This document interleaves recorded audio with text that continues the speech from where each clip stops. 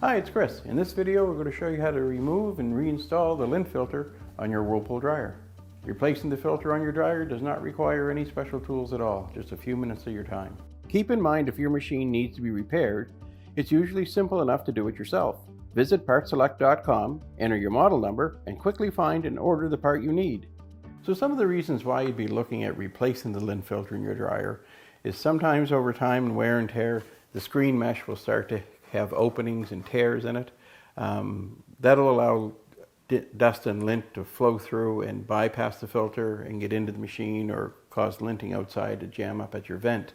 The other thing that'll happen over time, if you tend to use fabric softener a fair bit, whether it's through the washer or through the fabric sheets, that actually applies a coating on the filter. You won't see it at first, but over time it builds up, and even though the filter looks transparent, those holes have been blocked up.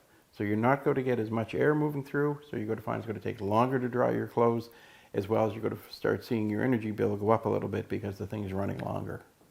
So as you know, to remove the lint filter, it's just a matter of taking hold of the handle, pulling it straight upward, out of its channel, and it's now been removed from the dryer. So to replace your lint filter with your new one, you're just going to take and slip it into the channel, same as you normally would, but where it's new, it may be a little different shape or been twisted in the box, whatever, so it may be a little harder to get in, but just keep pushing it down in. It'll take its shape and settle into place, and it's good to go. So there you can see it's just that easy to replace the lint filter in your Whirlpool dryer.